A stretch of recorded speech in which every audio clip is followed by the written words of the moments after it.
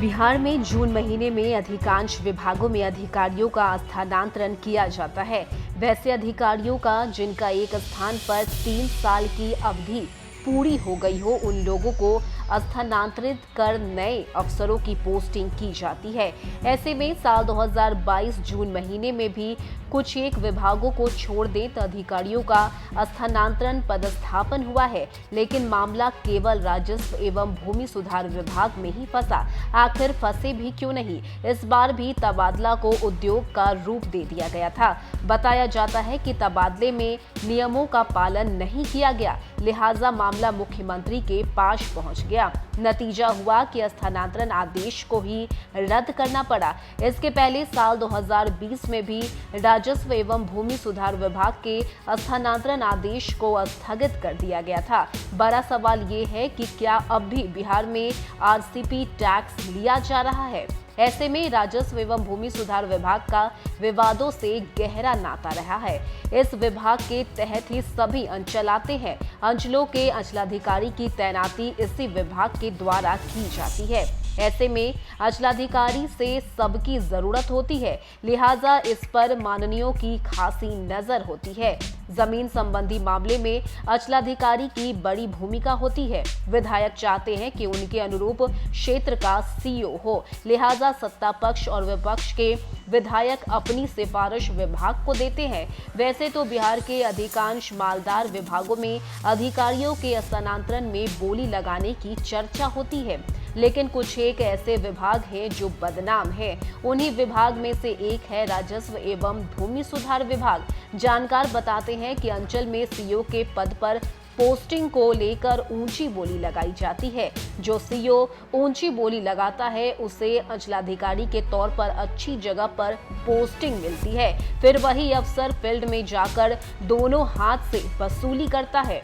इस तरह से सरकार की भारी बदनामी होती है, यानी कि भ्रष्टाचार ऊपर से नीचे तक। बिहार में साल 2020 में भी अंचलाधिकारी के स्थानांतरण में भारी शिकायत मिली थी। तब मामला मुख्यमंत्री नीतीश कुमार के पास पहुंच गया था। इसके बाद सीएम नीतीश कुमार ने तत्कालीन बीजेपी कोटे के राजस्व मंत्री राम नारायण मंडल के सीईओ स्थानांतरण आदेश को रद्द करवा दिया था। एक बार फिर से वही स्थिति आ गई है।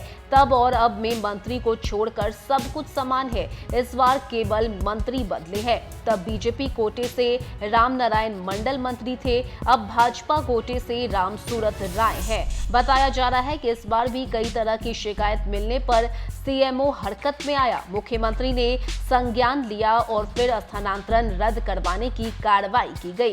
बता दें कि साल 2021 में भी सीईओ के स्थानांतरण में मंत्री राम सूरत राय की मनमर्जी के खिलाफ सत्ताधारी गठबंधन के विधायकों ने मुख्यमंत्री से शिकायत की थी।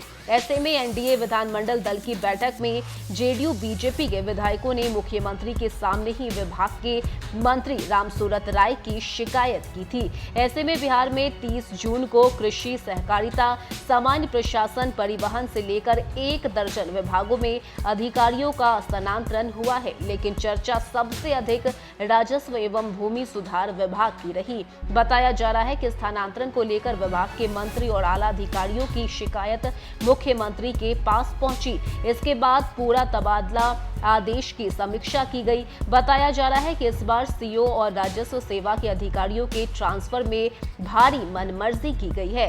जिनका 3 सालों का कार्यकाल पूरा नहीं हो रहा, उनका भी ट्रांसफर किया गया। साथ ही नियम विरुद्ध एक ही जिला में एक अंचल से उठाकर दूसरे अंचल में पदस्थापित कर दिया गया। इसके अलावा स्थानांतरण में लेन देन के भी गंभीर आरोप है। नतीजा ये है कि राजस्व सेवा में 186 अधिकारियों का स्थानांतरण आदेश को रद्द कर दिया गया है। इनमें 149 सीईओ है। ऐसे में बता दें कि बिहार में अधिकारियों के स्थानांतरण में टैक्स लेने की खूब चर्चा होती है। विपक्ष अब तक उस टैक्स को आरसीपी टैक्स बताता है। नेता प्रतिपक्ष तेजस्वी यादव समेत पूरा विपक्ष सड़क से लेकर सदन तक में कहते रहा है कि बिहार में आरसीपी टैक्स के बिना कुछ भी नहीं होता। अफसरों से आरसीपी टैक्स वसूल किया जाता है। आरसीपी टैक्स दीजिए और मनचाही पोस्टिंग लीजिए। ऐसे में आरसीपी टैक्स पर बिहार में खूब राजनीति हो चुकी है।